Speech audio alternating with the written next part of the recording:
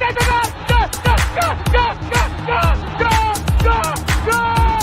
sta solo, Tevez all'interno dell'area, ma fuori tutti, Tevez, si apre la porta, Tevez, gol, da dietro, Pirlo dentro,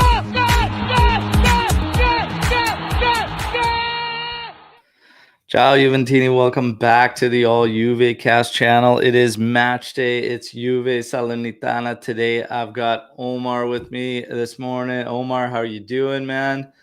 All good. I'm fine. There we go. We got a couple of the usual suspects in the chat. Everybody's probably taking their time here. Nobody gets too fired up for Salernitana, but this is a very, very important game. Ciao to Bob Yogasal, Jeremiah. Hi, guys. Really look forward to a good win, especially a good performance on the pitch. Come on, Max and team. Wake the F up. Let's go. Yes, we have to. Today, we are joined by a special guest. We are going to bring in Aziz. And Aziz is in the back room. Here he is.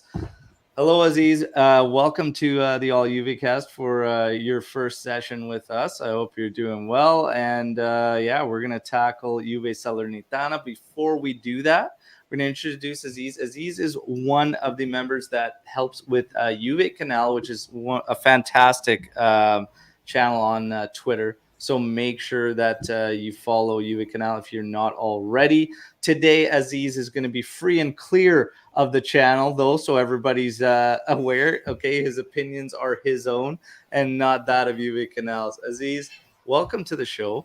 How are you doing? And we always start off finding out how our guests became fans of Juventus. So if you can share that with us, that would be fantastic. Yeah, hi everyone. Thank you, Alberto, for the introduction. Hi, Lex. I'm sorry the Wi-Fi is not good, but I appreciate you saying hi. Thank you.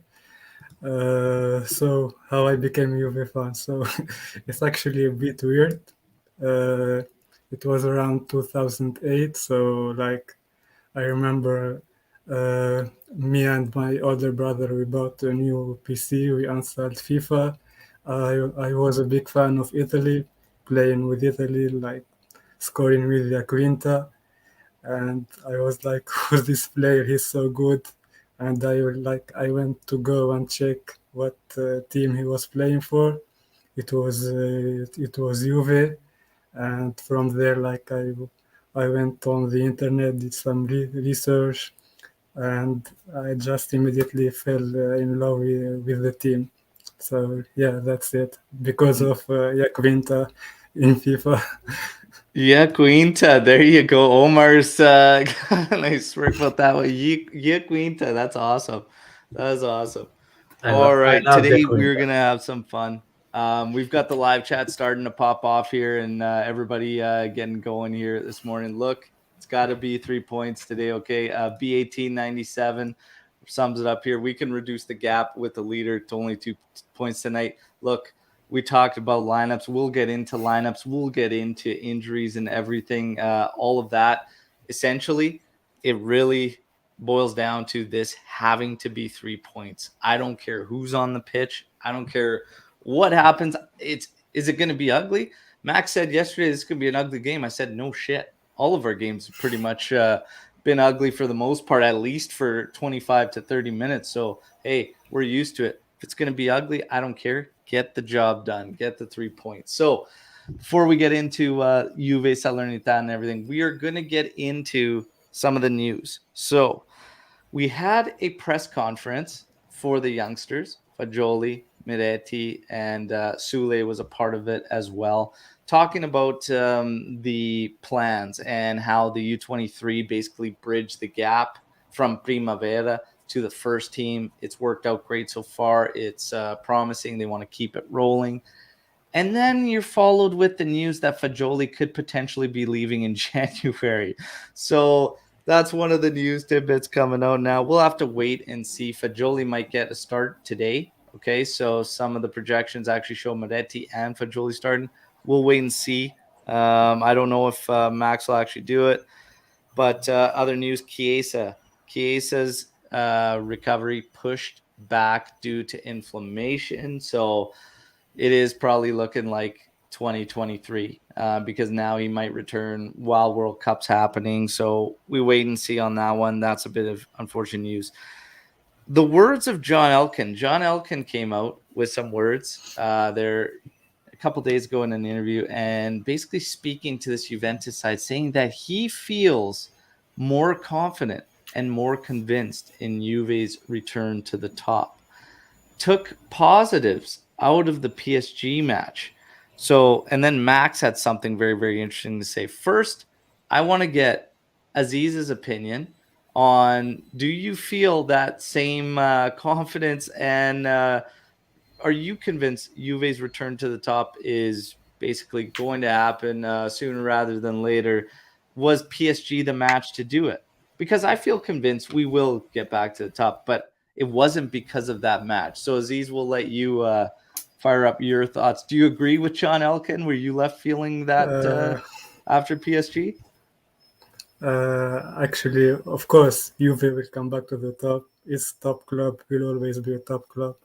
But for me, no, the PSG game was not convincing at all. It's just like the same thing where Allegri for 30 minutes decides to attack for a bit. We see that the team is capable of playing a certain type of football. We see that himself is able to make the team play that way, but then at the end of the day, he just returns to his old ways, defending the lead, defending the 0-0 draw. Like, for me, I think like it was pretty weird actually to see a lot of fans and a lot of people within the club happy with the loss. Like, I know it's PSG, it's one of the best clubs in the world today, but we are also Juventus. Or I've never seen the club satisfied with the loss, even if we're at a rebuild right now. Like, I remember the year with Pirlo, like we won 3-0 at Camp Nou, and like everyone was not 100% satisfied. We were always demanding more. Last year with Chelsea, even when we won 1-0 in the home game, we weren't like 100% satisfied. So yeah, for me, I think what we need to see to be convinced is consistency, like having like that run of positive performances, that run of positive results, and that's what it takes to convince me personally, at least. Yeah. And that's fair. That's totally fair, especially if that's what you become accustomed, which we have become accustomed for Juventus, is that demand and that standard. I've been talking a lot lately about the standard, right? We can't let the standard slide.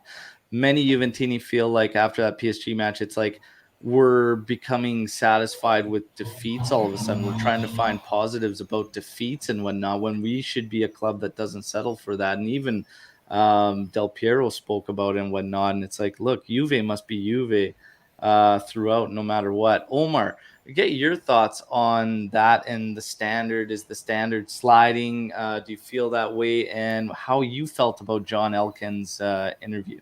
Just words to appease fans and maybe ease some of the tension. What are your thoughts? Look, I can see some of what he's saying. I can even relate to some of it. I don't think the PSG game was just an entire shit show. I think we had a good second half, and it's the first time I said, okay, this is the type of Juve I want to see playing, with a higher back line, trying to push forward, trying to strangle the ball movement, which I don't see, ironically, against teams like Sampdoria and teams that we should do it to them, because they're not as experienced, as fast, as quick as the PSG attack. Are we better than PSG? No, we don't. Their attack is far superior to our defense. A loss is not shocking, but you can't. I can say that because I'm a fan. Like, but I won't say it, although I'm a fan. The manager can never say something like that. You can respect the opponents as much as you want, but if you want the wins, if you want to go to the Champions League and play at those big grounds and on these fantastic stadiums across Europe, you got to have the type of mentality of those teams, of the Bayerns and Real Madrids. It doesn't matter where they go. And Juve kind of lost it. Like 5 years ago, maybe, we still had it, that fear factor that teams don't want to attack Juve because they're scared. And we lost it. Teams are daring against us. They're much more courageous, and we allow them to be like that. So we can blame anyone we want, but John Elkann's words were like, for me, half reality and half a bit delusional, or just the expectations don't match what he sees on the field, Yeah. which need to be addressed. But that's about it. Well, Max, now getting to his press conference ahead of this one against Salernitana, kind of nailed it on the head, because what he said was the part that bothered him the most about that match is that we showed them too much respect. Okay. Hey, there's signs of life. Max sees what we are seeing, okay? So we showed them too much respect. This is the part I talked about a lot in the post-match. I didn't word it as showing them too much respect, but I said we made things far too easy for them. Far too easy. It doesn't mean that you need to press and attack full guns blazing against PSG, because you'll probably get burnt because we're giving up talent. But what I did say was, if you're going to surrender talent, you're going to surrender possession. You have to get stuck in. You have to make their life miserable. You got to work your legs. And we played a lazy, flat game without troubling them too much, and it's too much respect. The problem that I have when Max says that is that this is not something that's just come up as well. We arguably showed some teams respect all along, and that comes down to mentality. Max is a big part of that. So, in my personal opinion, this season, we've given too much respect to essentially everybody at some point. Everybody we've faced at some point, we've given them way too much respect and allowed them too much, and we don't really impose ourselves. So, this is something he's got to repair. The issue is that this is not just Max. Some of this is the players involved. And until Juve cleans up some of these contracts and some of the things go, it's going to be a little tough for them, but they're going to have to find themselves a manner where, hey, if you're not cutting it, they're just going to have to cut certain guys loose and bring in the right guys. Because for me, absolutely, it's not just showing them too much respect, but it's becoming soft and scary how soft we are. Paredes was grabbed by the throat by Ramos. We had no response. Absolutely no response other than complaining to the referee. Could you imagine some of the characters we used to have if that happened? Could you imagine Mandzukic if he was on the pitch and somebody grabbed one of his players by the throat? Lichtsteiner, Tevez. Like, we have no heart. We have no heart, and right now we have no balls either. That should never be allowed to happen without response. The fight of this team, like, there's some characters missing, and that's why I say it's not all on Max. It's a hard thing to do, to switch a team's mentality and to get them going like that. Montero, my God, could you imagine in the days of Montero, somebody grabbed a player by the throat? Davids, yes. These are all great shouts, all of them. But my point is, it's not just Max, because not all players are cut from the same cloth. So when I spoke about this and agreed with Max in saying that we show teams too much respect, everybody immediately jumped on me because I said it's a difficult thing to fix and it's not just up to Max. We have to understand not all players are cut from the same cloth. Some guys have a mentality that they can be driven like that. They could be pushed, whatnot, but not everybody picks it up. And we have to face the fact that in today's modern sports world, some guys just care about the money. So it's one of those things that is very, very difficult, but it is majority, in my opinion, on Max to start shaping the mentality and that attitude, because that does, for the majority, come from the coaches. And this is where I have concerns with this team, because I don't know if we're going to get the fight and the heart we need until the gameplay and everything comes together, at the very least, you have to have that fight and that drive. But Max is not that raw motivator, right? He is not that guy. So it's interesting, but I do agree with him. We show everyone too much respect.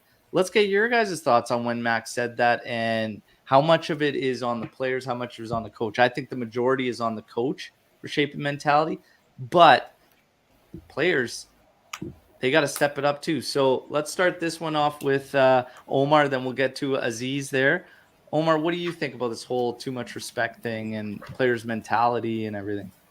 Look, I'll just say that I don't like the direction football players are taking. It becomes a bit more of my own legacy than the club's legacy, which started with possibly maybe Ronaldo or Messi and their fan base who always hype up them. And if something goes wrong, it's always the team and they were fine.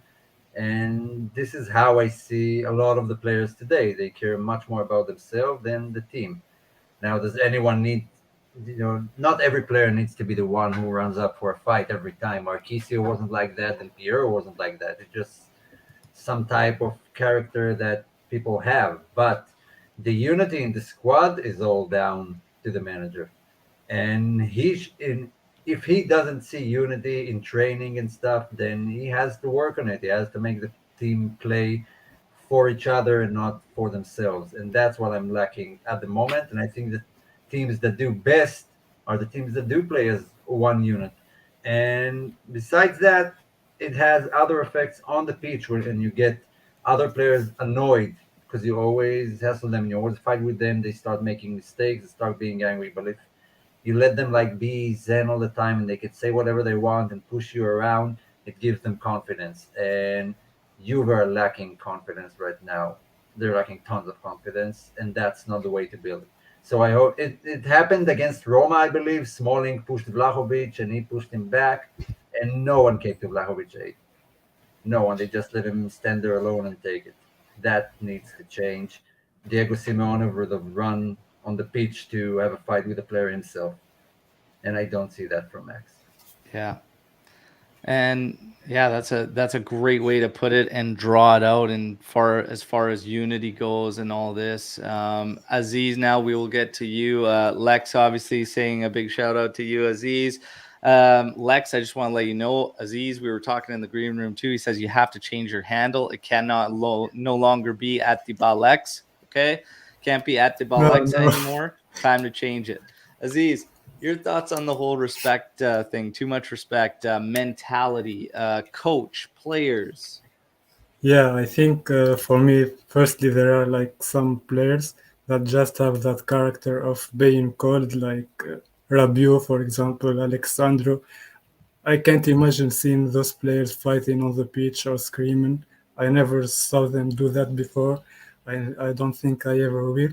But on the other side, there is like the work of the coach. For example, I remember watching All or Nothing Tottenham, and from the first day Mourinho got there, the first thing he said to the squad was, "You have to be bad guys on the pitch," and he was insisting on that, like seeing it on every episode, saying that again and again and again, until they finally started like having that character on the field, fighting for each other, uh, being, as he said, bad guys. So it's partly and mostly, in my opinion, the work of the coach to like always remind the players to have that attitude, to always tell them to have that kind of attitude. So when they go on the field, on the back of their minds, they will have that type of mentality, and they will remember that they have to fight for their teammates, that they can't, and it's not acceptable for them to just be cold on the pitch. Yeah. And that's all great as well, and pretty much sums it all up. It's the majority. We're all in agreement. It's the majority's on Max. I just don't separate the players completely from it.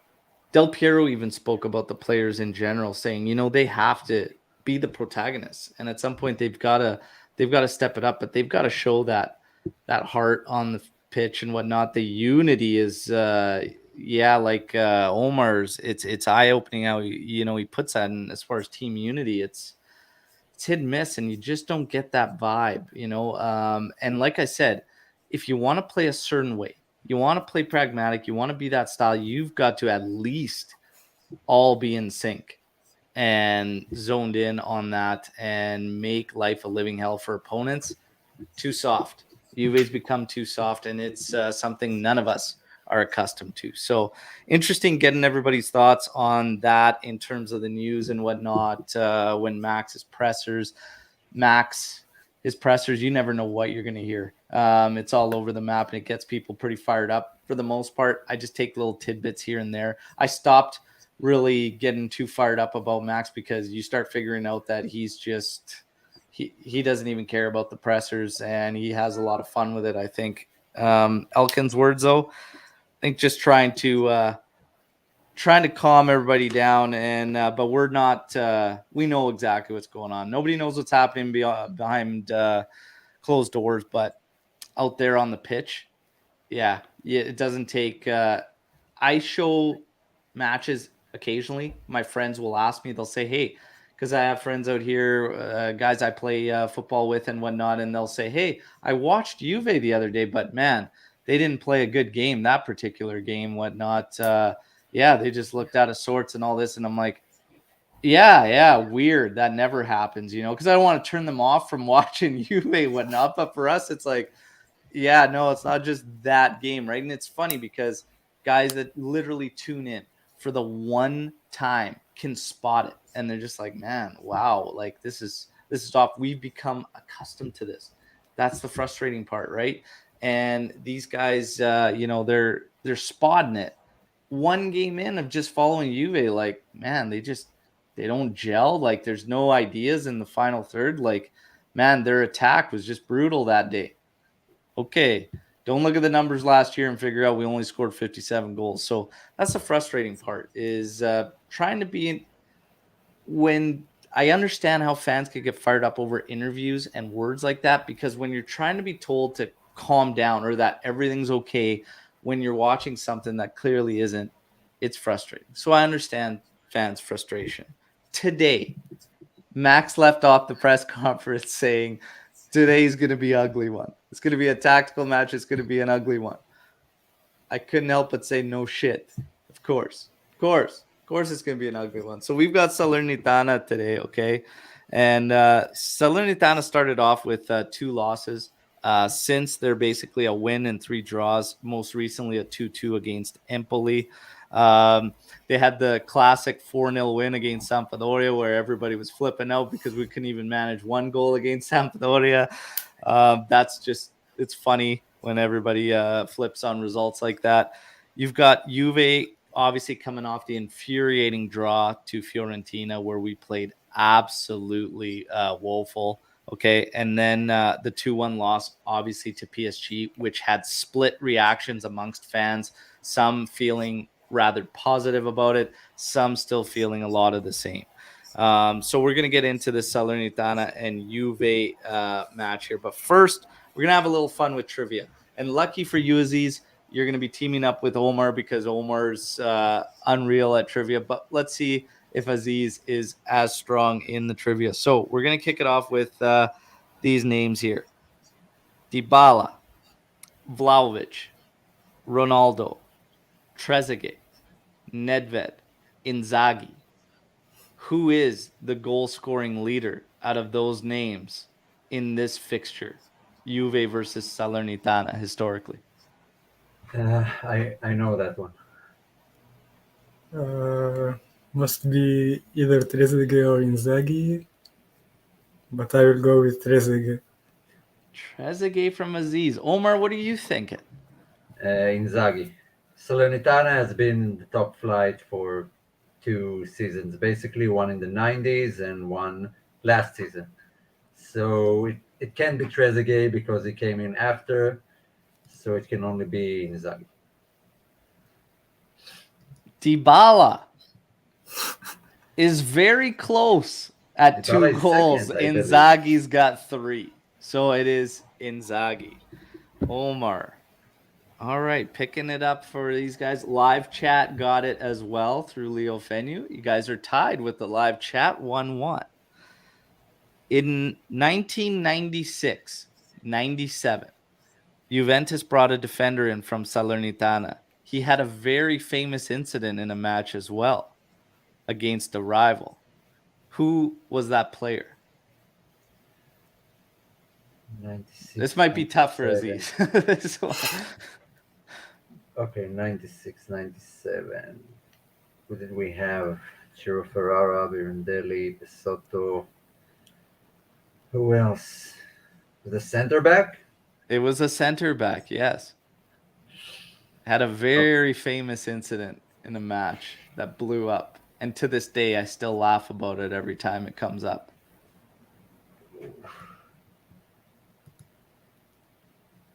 I have no idea. Was the incident in that season or later? It was a year later. Do you guys want to take a guess? Take a guess at a defender? Yeah. Ferrara came from Napoli. I'll go with Pesotto. It's a guess. So the live has actually got it. Leo again coming in. Giuliano with a question mark. It was Giuliano, Mark Giuliano. Davide Sartori, B1897. Giuliano. Well done. Well done. Who's the last center back we got from Salernitana? The most recent center back we got from them. Ooh. Did he play or is it just, He played a little bit 2 seasons ago. A little bit 2 seasons ago. And then went out on loan. Was it Dragusin? Dragusin, there you go. Very nice. Very nice. Yes. Give me the goal scorers the last time Juve and Salernitana played. Dybala it was a 2-0 victory for Juventus. Dybala and Vlahovic. All right. All right. Omer needed to. Come on, it's very recent. There you go. There you go. Okay. Well done. Well done. Now, Giuliano should be because Inter's still crying. There you go. There you go. Svarit, Nail, and Dragusin. Well done. Well done, everybody. Okay, now let's get to the match. Okay, let's get to Juve and Salernitana, which we're about to take on today. The odds for anybody who's into betting, okay, Juve will pay just shy of 1.5 times, okay? A draw, 4.5 times. Salernitana, almost 7 times. So heavy favorites are Juventus. As far as injuries go leading up to this one, Salernitana will be without Ribery, Lovato, Radovanovic, and Boanet. That's who they're out with. As far as Juve goes, no Locatelli, no Rabiot. Rabiot's got something he's dealing with now today, and Locatelli, fatigue. But he does also have a knock, apparently. Okay. Chesney's out. Di Maria's out, hopefully back for Wednesday. Chesney's very, very close as well. Then you have Pogba, the whole Pogba scenario. Okay. We're all very familiar. Chiesa's got some more inflammation they found. Going to push him back. Hopefully sometime World Cup comes back. Hopefully get a few matches in before 2023. Ake and then Kyle Jorge. Kyle Jorge also linked trying to get somewhere and play whatever. He's not even fully recovered. I thought that news was funny coming out there the past couple days. Anyways, Salernitana and Juventus. Look, when you look at these clubs, Salernitana is going to be very, very straightforward. There's going to be no surprises about this team. They play a 3-5-2, okay? They work off the wings predominantly, and they're happy to cross it in early and cross it in often and just try and get things mixed up. What we don't know is how much respect they're going to give us, okay? Because we're talking about Juve and showing respect. These teams typically used to camp out against Juve, and we're starting to find that things should become easier for Juve in terms of offense because teams are not fearful of us anymore. This will be an interesting one to see. Their manager is 0 for 4 against Max Allegri and hasn't got a victory against him. We will see if they approach this one a little more brave or if they are cautious and sit back enough. That'll determine how they approach us. For me, if you're Juventus, the keys to victory here are because of how Salernitana likes to collapse defensively when you are on the ball. Keep them pinned, keep the pressure up, and don't allow them these long balls, because if they get possession while you've attacked, they're not scared to launch them forward and behind your defense and try to create fast breaks. We've seen a couple other teams so far this season do the same to Juventus. But if Juve keeps the pressure up, we need to press and pin them back, we should be controlling this match. Let's be honest here. No disrespect to Salernitana. Juve needs to impose themselves. They need to do it right from the start, and they need to maintain that. That's the biggest thing. No drop-offs, okay? So that's going to be the keys to victory for Juventus because of how they collapse defensively. Keep possession, keep them pinned back, get everybody involved, keep the pressure on. In terms of their forwards, they've got Dia, who's basically got 3 goals in his first 4 Serie A matches. Again, for us at the back, we're going to have Bonucci, potentially Rugani, or potentially Gatti. So they should be able to handle those guys. We're not sure if it's going to be Bonazzoli or Piantek next to Dia, but guys, Juve should handle. But the wild card is what Juve is going to show up, and for how long are they going to show up in this match and then fade. Let's get your guys' thoughts on this one and going into it. Ugly, are we in for maybe some more goals than most expect? How are you feeling going into this one? Aziz, what do you think? What type of game you think we're going to see? I think we're going to play well, at least compared to the standard we're used to, mainly because of the midfield that expected to start. When you have Fagioli, Paredes, and Miretti on your midfield, I think the most logical and the most obvious choice is to keep the ball, because you have those technical players who can keep the ball, you can keep the pressure on. So hopefully we can do that. Yeah. Also, that Allegri said it's gonna be ugly, and often he just does the opposite of what he says in public. So yeah, I'm expecting a good game. Being optimistic here. There you go. There you go. Omer, what are you expecting out of this one? Those games are always tricky because, like, it has the potential to be like a great win, like 3-0, 4-0. We'll see some goals and some pump up some stats for other players. But losing points in these types of matches is more frustrating than anything. Much more frustrating than losing points to Milan, for example. To me, at least. I don't know what we're going to see. The Champions League never reflects the season that's going on in the local league, in the domestic league. So a good second half against PSG means nothing. I expect Juve to be at their throats, push high, keep them, don't give them time to settle into the game, which we did recently for, I want to say, inferior teams. And we should absolutely win it. We should respect them, but not giving them any slacks and kill the game early, especially with all those subs that are supposed to play. We have Benfica on Wednesday. With that in mind, kill the game early, make some subs, and just avoid injuries. That's what I'm expecting. No more injuries. There you go. And we've got Jeremiah saying we will make it tough for ourselves and wasting no time getting into predictions. Okay, so he's got his 3-1 out there, and Vlahovic to Milik adding another one. 13 attempts, 6 on target.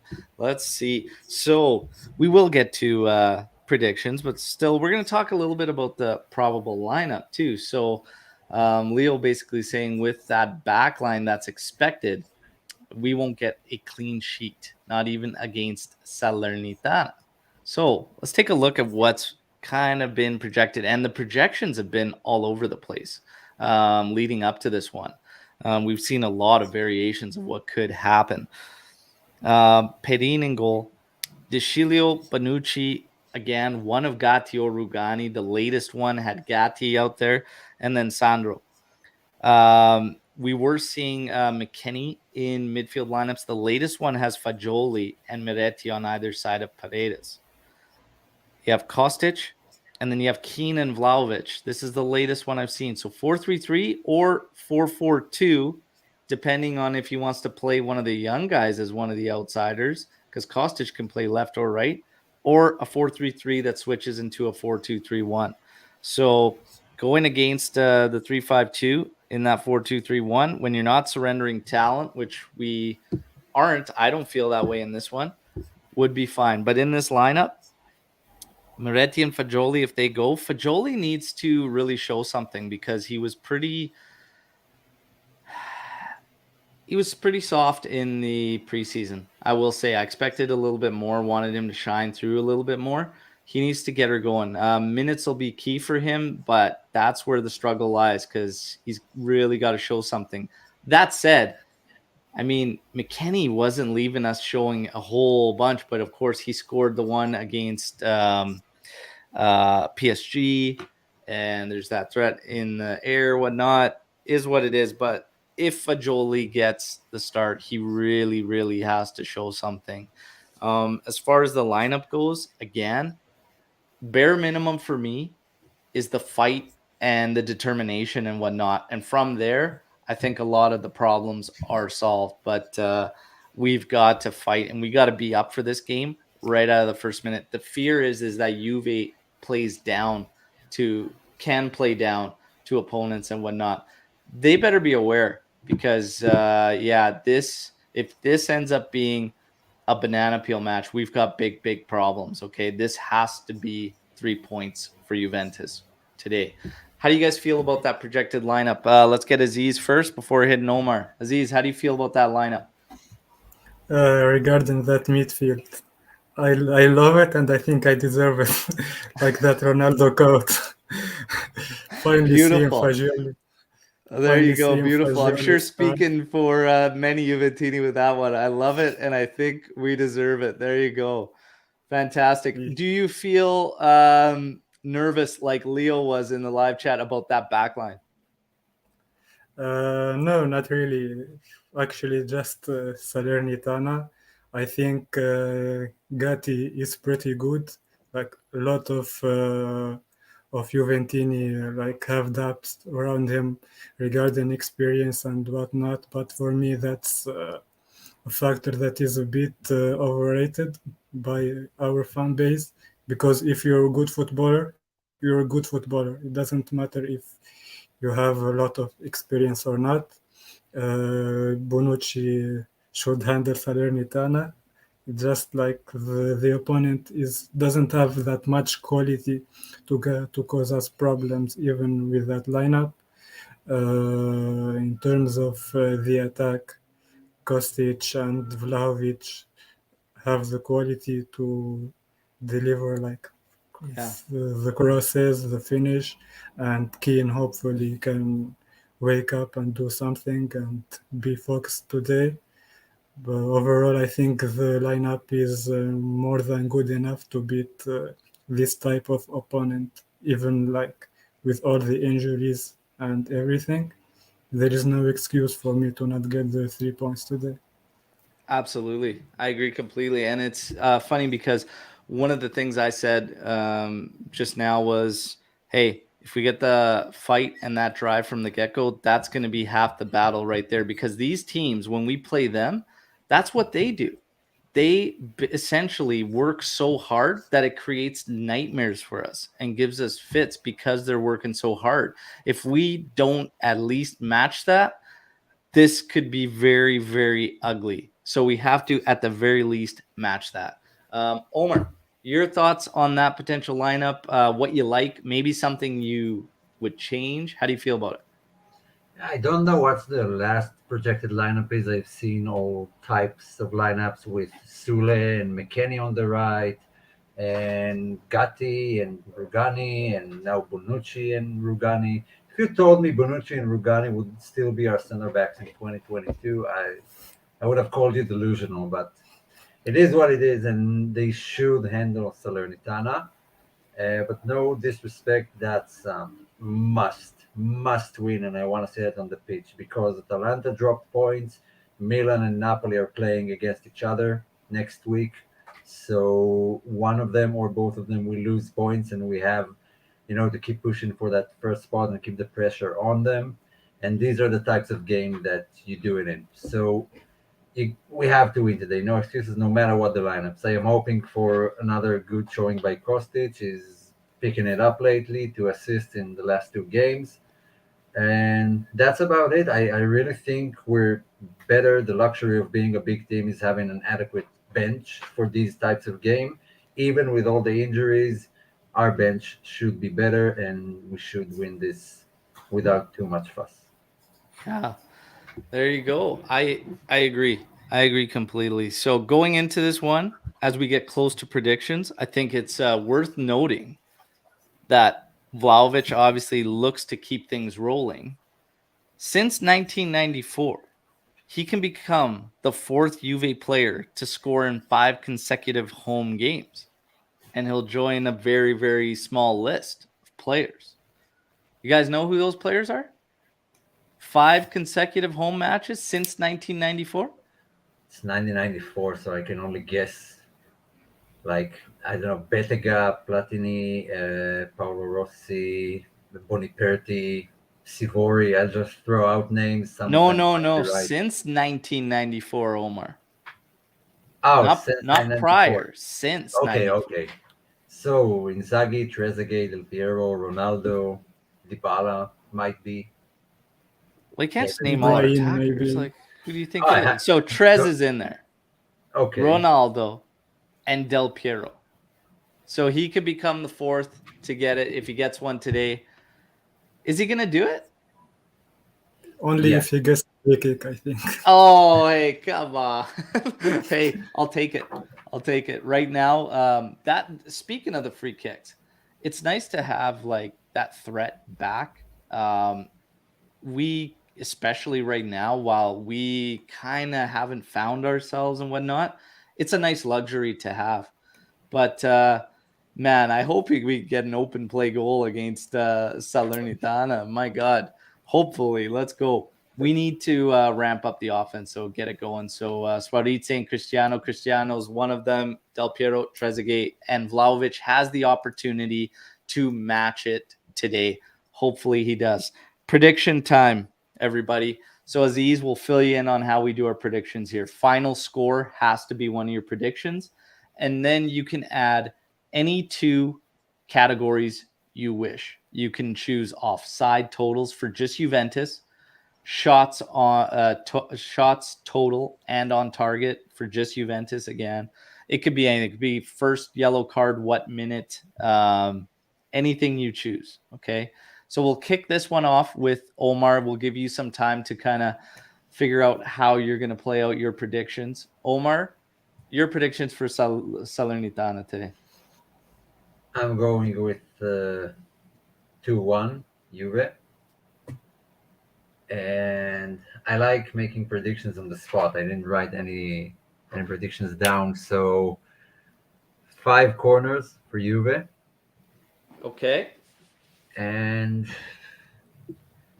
then there, let's go with 9 shots on goal. 4 on target. 9 and 4 on target. Wow. Okay.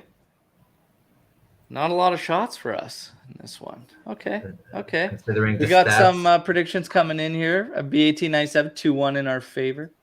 Logatelli, 1-1. Juve, 18 offsides. No. 2-1. Vlahovic, Kostic getting on the score sheet. 7 attempts, 3 on target. 1-0 Juve. Gatti from a corner. Oh, all right. Reminder, everybody that's with us, please take the time just to hit that like button, okay? And if you're new, subscribe to the channel.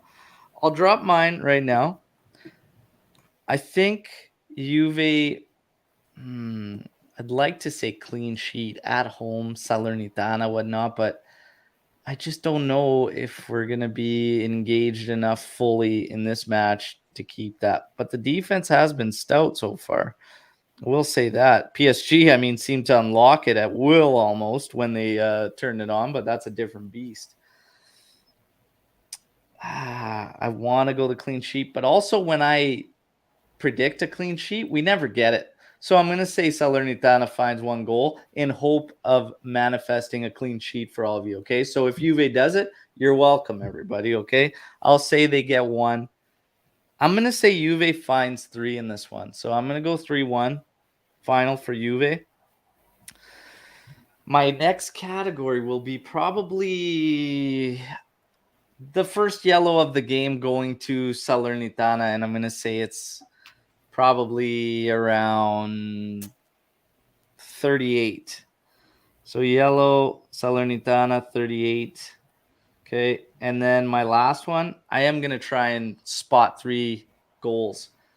I'm going to say Vlahovic is definitely going to join that crew. He'll get one today. We'll probably get a goal, something from, I don't know if Kostic is going to get there. Maybe we go Vlahovic brace. Maybe he'll get 2. You think Fagioli gets in a shooting opportunity? Maybe Moretti gets his one? I kind of like that Moretti call earlier. A defender will probably get one. Maybe Bonucci header. Let's go Vlahovic brace, Bonucci header.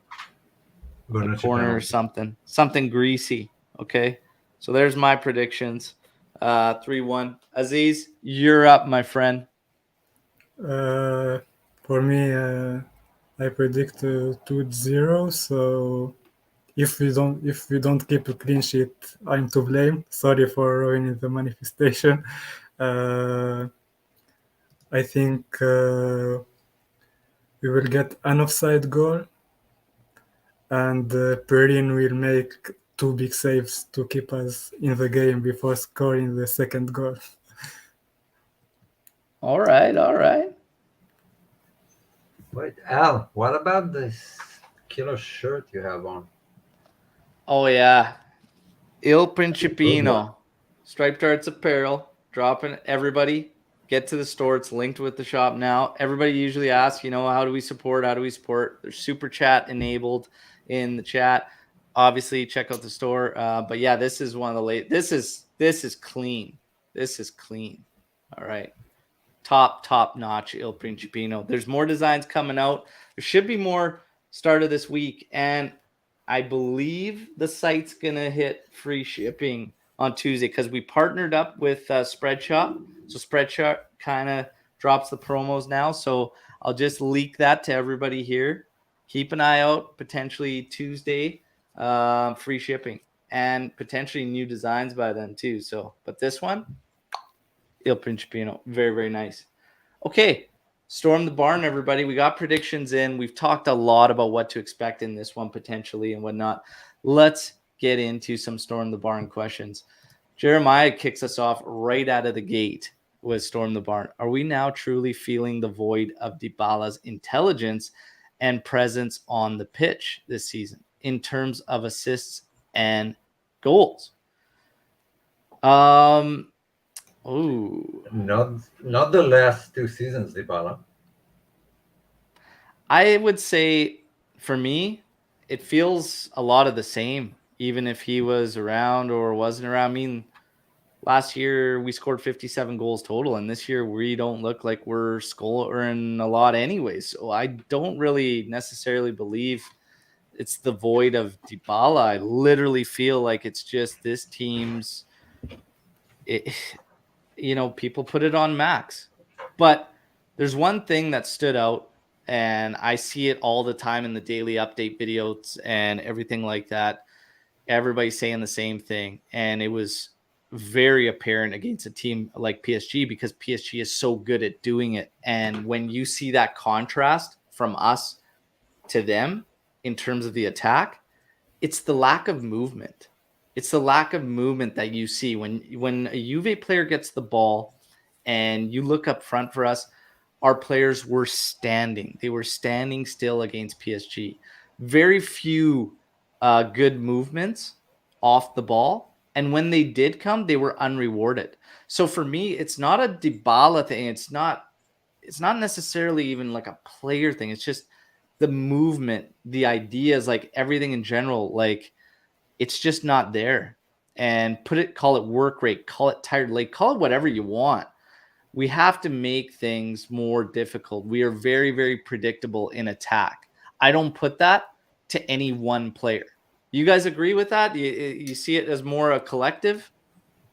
Yeah, I've been saying that for a while now, that we just don't move into empty space. Most players play with their head down and not looking out for anyone who's making runs. And sometimes they shouldn't. They just need to know that the player is making a run and pass the ball forward. And I've seen a lot of occasions where the obvious thing to do is to pass forward, but instead just trying to dart forward and run with the ball instead of trying to pass.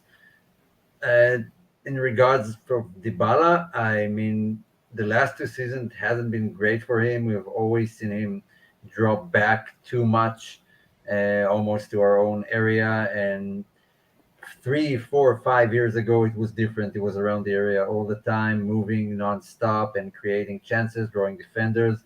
But he kind of lost that in the last 2 seasons because the midfield was non-existent. So I don't feel too much of a difference this season so far with him, without him. It kind of feels like the same. The midfield doesn't do its work, and everyone has to make up for it. Yeah, absolutely. And what are you feeling, Aziz? More of the collective, missing Dybala? Yeah, for me, I agree with you guys about the collective thing with the approach. It's the same as usual. Like the team, it's not there is not that sense of collective play and everything. But for me, I also think that Dybala has been missed. Like even last year, despite all the injuries and everything, he was still like our top goal scorer. He was the first in terms of assists, in terms of chances created, and for a manager like Allegri who relies mainly on individual quality, I think that Dybala would have been able to make a difference in all areas, if offensively, even in linking up like the midfield and the attack. So yeah, for me, I think it's like a combination of both. We miss Dybala, but we can like stop missing him if we get to play as a team and to fill that void left by him, which is of course up to the coach and the team. Absolutely. Absolutely well put. It's very, very well put, actually. And that's kind of what we're looking at. If you got to sort it out, even when these key guys are gone. I mean, we're constantly hearing right now, you've got to get Di Maria in. You've got to get Pogba back. You've got to get Chiesa back. But for me, it's almost like I'm left feeling the opposite. You have to sort it out while these guys are gone, not just try to survive while they're gone. Because that's what it kind of feels like. The difference is like, I want them to get it going, sort it out, so that when these guys come back, it's like a big boost, right? And all of a sudden you're that much stronger. But I can't help but feel if we continue to play pretty sloppy and soft and whatnot, when those guys come back, it's gonna just be this like we're just gonna end up relying on them, right? And have we actually gained anything as a whole? Like we'll get stronger because of the individuals, but does the team, does the cohesion become stronger overall just by adding those guys? I'm not necessarily sure. So yesterday was a slew of ugly matches in Serie A. Okay. And one comment I saw that kind of stuck out to me was, look, it's not just Juve struggling. You could see all the teams struggling, nobody really running away with anything. And we are criticizing our team when we're missing our key guys. So again, this debate always sparks up about, is it just because these key guys are missing does that solve all the problems? I want you guys to speak to how you feel about those comments that, look, all these teams are struggling and we're left criticizing our team and we don't even have our main guys. Omer, you're shaking your head right away. I just want to put this out here because this is an awesome gesture from Eric Acerno Gibbs saying, if Juve scores 4 today, he is going to buy a random fan Il Principino shirt. So there you go, everybody. It pays to be part of the AJC army because we have incredible supporters that are doing awesome things like that. And we can't forget Fayez Alfayez surrendering his kit, one of the 3 kit winners, because obviously he wasn't able to receive it. So massive stuff. Omer, get into it. Your thoughts on this whole debate about we're criticizing our team when we don't even have our key guys. Yeah, those key guys, big teams shouldn't look at 1-2 specific players to save them from playing bad. You play good because that's your system and the way you play, and the players and the substitutes should be integrated accordingly. A great player, a world-class player, should elevate what you have to offer on the pitch. But if we look at them to save us, they won't. The system is just not there at the moment. I don't see any cohesion playing and stuff they worked on in training, and throw in Dybala, throw in Di Maria. Those guys, not Dybala, Chiesa. Those guys create chances for themselves, but it will be much easier if they work together to do that, and it wouldn't solely rely on them to create something or just defend. So I don't like the idea of these guys coming in to save us. We can do a lot better. We can beat Sampdoria without Di Maria, Chiesa, Bonucci, Pogba. We can do just fine without them. Will it be a boost? Of course it will be a boost. What team wouldn't get boosted by Chiesa? So other teams are finding tough time, and yeah, take Milan for example. If you take Leao out and you take, I don't know, Giroud or whoever creates for them, and of course there'll be a different team. But it happened to them last season. They still managed to play good football and make the substitute guys play at that same level and keep them up top. And Juve failed to do that. Not just this season. It's true that this season everyone finds it a bit difficult, but it's been going on with Juve for like 3-4 years. It's nothing new. That's why I'm concerned.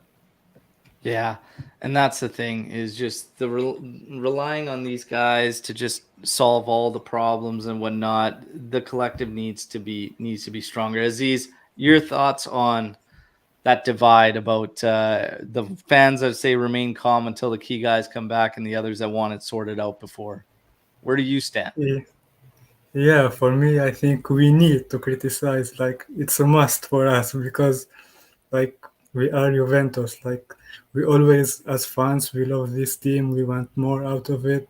We want more out of the players. So we can just like sit down and upload. Just, well, okay, let's lose some games. Let's draw some games because Chiesa is out.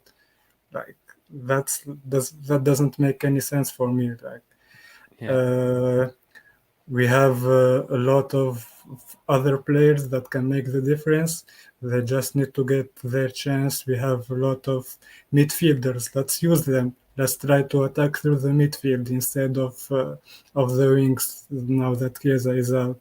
Let's give chances to Miretti, who proved himself. Let's give a chance to Fagioli, who can be very good. Like, this thing of like just wanting Chiesa and Pogba and Di Maria and saying that we can't win without them, for me, just another proof that the coach is trying to rely on individual quality in the offensive phase instead of like trying to play collectively and find ideas to attack the opponent. So yeah, it's pretty normal to criticize this situation, and Allegri, as the top paid coach in Serie A, he should be the difference maker, not Chiesa or Pogba or Di Maria. Otherwise, why are we giving him all that money? He needs to be the difference maker and not those players for me. Interesting. Strong words from Aziz. I like it. Starting to open up there. There you go. Strong words from Max. And yes, I would say there comes great expectations with that price tag that Max carries, right? That salary, like, yeah, we expect him to make differences, especially in adjustments and handling all that.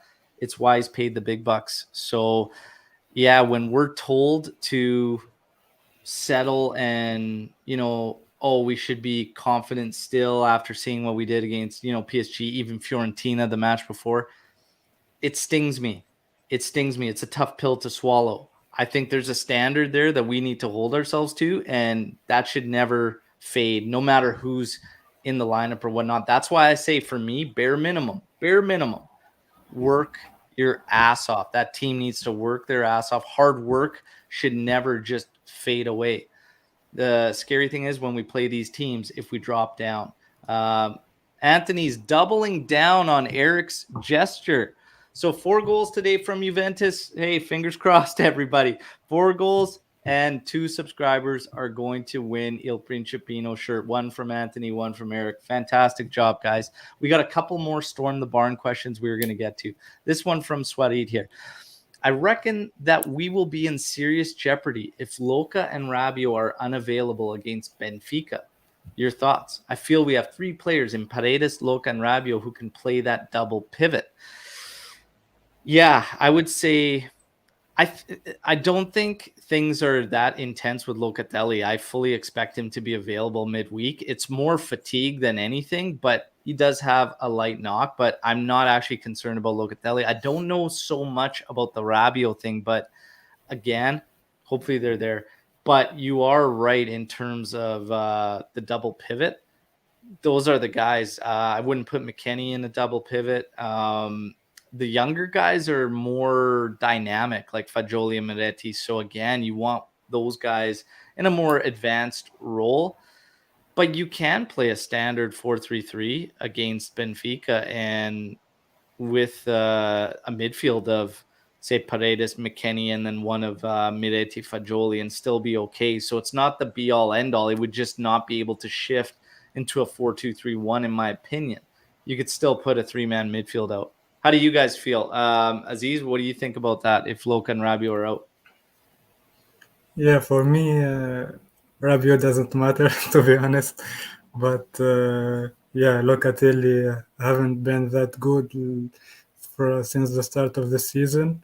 I think he will make it to the game, but even without him, we can still adapt. Like, we have Miretti, we have Paredes, and then playing 3 in the midfield. McKennie can be good as a box-to-box player, attacking the spaces and helping the defense. We can see how Fagioli does today, and depend on that, he can also play some minutes. Otherwise, yeah, I think we have enough players to be able to beat Benfica, and even with Rabiot and Luca out, it's a must-win game, and we have to win it no matter who we have, no matter how we play. The 3 points is all that matters in that game. Yeah. Omer, your thoughts on that?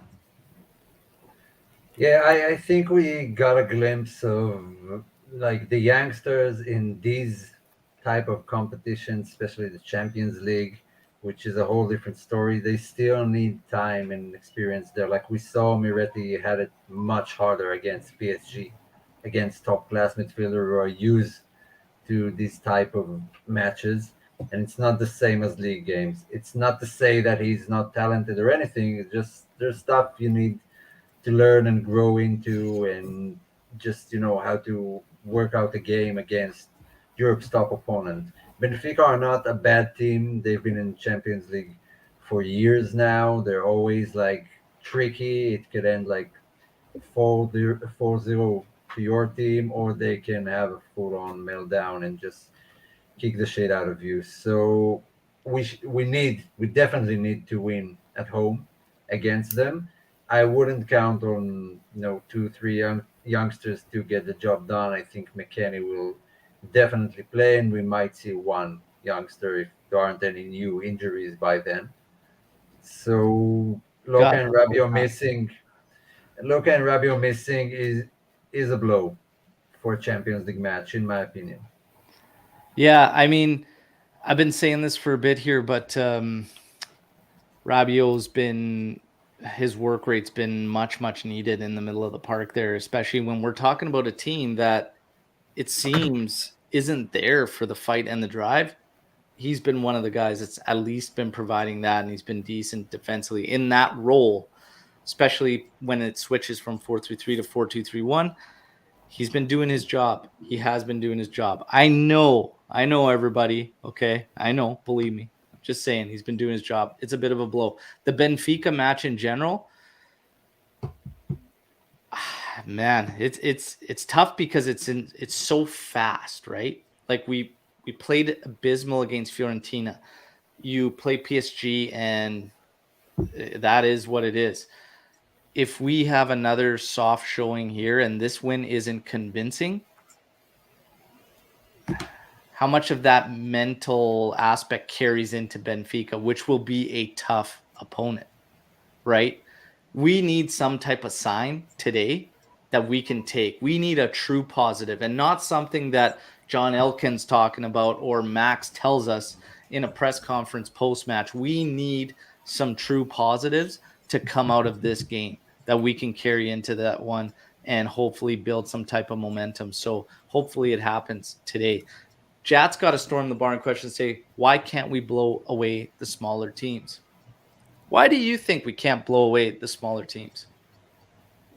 What do you mean by blow away? Because I've done the research on how many times Juve scored more than 4 goals per game, and it happened 5 times in the last decade, 5 times in 10 years. So Juve weren't that type of blowing away teams anyway. Like in the past, it's not something in our character, like Barca or Bayern do. Um, so, but these teams knew that once Juve scored, getting a goal would be impossible, and now it kind of feels like they don't feel that way anymore. Like they can get a goal, they can get a late goal, and getting 1 point from Juve for these teams, that it's the highest they'll ever reach. They won't play in the Champions League against Real Madrid, so playing against Juve domestically is satisfying for their fans to have this type of team come to their city, and a win against them is something they can gift their fans. It's not the same case for Juve or for other big teams. So they come in full throttle, just so energetic and want to get that win. And Juve don't match that on the field recently, like in recent years. So that's why they have the upper hand. It's just the will to satisfy and enjoy the match and enjoy afterwards with the fans and celebrate a victory, whether it's against PSG or whether it's against Salernitana. The attitude should be the same. Juve shouldn't take their foot off the gas because the team is smaller, but they're coming in hot. They want that win more than us. That's why I don't see Juve beating those teams with ease like they did in the past, because the level of focus and intensity is just not there. They think they'll get the win because they deserve it, because they're Juve, but it doesn't work like that. Yeah. My answer to that question is a lot more simplistic. We just don't score a lot of goals. That's all. That's all I could say is we just don't score a lot of goals. We scored 57 last season. I was hoping we could score much more. So far, I haven't seen the attacking prowess and offensive creativeness and whatnot to give me the hope that we will score more than that this season. So blowing teams away, I'd be happy with convincing victories regardless of the scoreline right now. Just I want us to be the better side, the stronger side. And again, a lot of it for me comes down to the character of the players coming through. We need personality to start coming through. We need to figure ourselves out and, again, set some type of standard. I was hoping the standard would have been set based on that first half and ultimately strong 65 minutes against Roma. Then there was the fade off, which is fine. But this is another thing about this team. You can't play guns blazing like we did against Roma that first half, the entire match. You can't do that. Whenever we want to drop off this team, and this is not something of just Max Allegri, because it happened with Pirlo, happened with Sarri. Whenever this team for years now has tried to slow the game down, we become awful. Like there's something about this team trying to navigate minutes through matches where they completely switch off and they're unable to like have that change of gear, where when they do want to manage something, they just can't. And not only that, but the way they pick it up, like there's times where you can try to go into that mode, but right now under Max, I will say this is that they're going into that mode far too soon and far too early. So that is one thing I will put with Max's Juventus is that they're hitting that mode too soon. But for years now, when we do try to slow things down, we become really, really poor. So that's got to change. But for me, yeah, we're just not scoring a lot of goals. Aziz, why can't we blow away the smaller teams? We just can't score. Yeah, I think it's a combination of two things. Like Omar said, those teams, like they play the game of their lives against Juve, but also we can go back to something you said, Alberto, earlier, which is that we give those teams too much respect. So if you start the game attacking them, you score 1 or 2 goals since the start, you press them, you will just kill their dreams and you'll be able to control the game. And even if you don't win like 4-0 or 5-0, you will just have the ball, you will control it, you will win with ease, and they will just pipe down because you just scored 2 past them and kept threatening them. So it's mainly the approach for me, but sometimes things can go wrong because of how motivated these teams can be to beat us. Yeah. And it's like all the back passing we see between the center backs and the wings. That's what we should do after we're 2-0 up and we want to take their breath away, make them run, make them press, not when we're looking for a goal. That's the way, in my opinion, to slow the game down and reserve some energy, not just sit back and let them attack and try to just park the bus in front of the goal and that's it. That's not the way to slow down the game. That's the way to lose control of the game. So that's what I want to say. I want Max on the sidelines screaming from minute 1 until we get those 2 goals lead, and then you can settle down. I don't want to see him do that when it's 10 minutes before the game ends and we definitely need a goal. That's when he takes his sweatshirt off and start yelling. Do that from the get-go. You'll get the goals you need, and then you can relax. Go to the locker room at the 80th minute. Absolutely. Eric saying, you say you can't play guns blazing all match, but Fiorentina did. He's not wrong, but I think the context would be how we allowed them to do that without really exerting themselves too much because of how slow and lackadaisical Juve played. So again, up for debate. I will say this though. I'm left questioning a lot about what we do. Eric made comments earlier about the training staff in general and whatnot. And I have a lot of questions in terms of us, our training methods, everything. I'm questioning everything because I do feel like in matches, you can literally see us be fatigued quite a bit early compared to the teams we're playing, whatnot. I think our playing style also plays a factor in that because when you're always playing defensive and you're dropped back a lot, you're left chasing the ball and doing all the work defensively. It's much easier, and guys that have played the game know this. It's easier to play with the ball than play without it, as far as your endurance and your energy goes. So I'm left questioning everything. We got time for one last Storm the Barn question. This one's coming in from Jat. Then we're going to wrap things up, everybody, as we get ready for Juve Salernitana. Quick reminder, like the video, subscribe if you're new here. Chat, does anyone see Miretti's lack of real acceleration as a potential hindrance to becoming a truly top player? Aziz, do you think his lack of acceleration is going to hinder him becoming a top player? I don't think so. I think Miretti is very talented. Like there are many types of players, those who like depend on acceleration and speed, and others who depend more on intelligence and technique. And Miretti is that type of player who knows where to be, how to attack the space, where to move. So I think no, but it also will depend on how the coach uses him. So if you ask him to do something where it's really important to be able to run and accelerate, of course he will have pretty bad games and maybe he will get demotivated and his growth will slow down. But if you use him to his strengths, with as I mentioned, like the movement and the intelligence, the technique, he can only become better.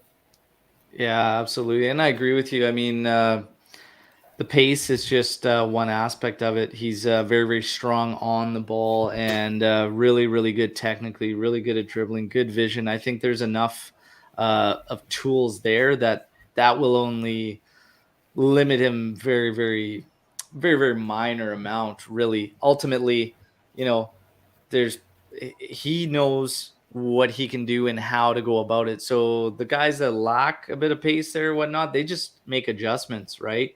I mean, hell, we had Del Piero who made a career, a completely separate career after that knee injury and whatnot, and had to reinvent himself. And even when those players get older, it gets the things they used to be able to do, you can't do it, but they just adapt, right? Any strong player adapts, is my point. So for him to become a truly top player, if it's meant to be, that won't hinder him, is basically how I feel. Omer, what do you think as we wrap up on this question? Two things. First of all, I can name 100 players who doesn't have the acceleration or speed and are still phenomenal players. Pirlo, I've barely seen him sprint in his life. Tony Cruz does that amazingly without running. As far as Miretti goes, he's still a kid. Like, acceleration comes mainly from power. Like, if you watch the 100-meter dash, those guys are built like animals because you need explosive power. And he's still young. He'll physically get stronger, and then he's just getting off the mark and starts running. Will get better. He still has the physique of a teenager. It will get better with time. Yeah. Yeah. Anthony's saying he's 19. He'll get faster. There you go. There you go. Great, great stuff. The live, you guys are amazing as always. We have a couple of guys doubling down. So Eric Cerno Gibbs basically saying he will give lucky subscriber, he will buy them a Neil Principino shirt. Okay, if Juve puts 4 today, Anthony doubled down. So good luck, everybody. Hey, I hope we see 4 goals out of Juventus today. But the biggest thing is get that W, okay? We're all predicting victory. It has to be a victory. Otherwise, tomorrow morning on the podcast, it's going to be very, very interesting around here should there not be a victory. So let's get the victory. I am going to try my best to bring you a live watch along, okay? Right now it is slated that it's going to happen. Of course, just stay tuned, right? I'm going to try my best to do that. And everybody's been great on the live chats for the watch along as well, because we know some of the commentators out there, especially if you're on Fubo, they're not very, very strong. So let me be your commentator, okay? Everybody, enjoy the rest of your day as we have a few hours until kickoff. We got about 4 hours, 45 minutes. Everybody enjoy the rest of your day until match kickoff. And then let's get into it. And it'll be Forza Juve, Fino alla Fine, as always. I want to thank Aziz again, Juve Canal, fantastic on Twitter. Go check them out. Aziz, an absolute pleasure. We will do it again, my friend. Okay? We will do it again. Yeah. Thank you for having me, Alberto. And yeah, it was fantastic. And we will do it again. My pleasure, man. My pleasure. All right, everybody. We'll see you hopefully in about 4.5 hours when I kick things off for the watch along. All right. Till then, Fino alla Fine, Forza Juve. Let's get the job done today. And don't forget tomorrow live, 8:30 a.m. Eastern time, post-match pod, where hopefully we could celebrate victory and hopefully Vlahovic joining the club of goals in 5 straight home games. Ciao tutti.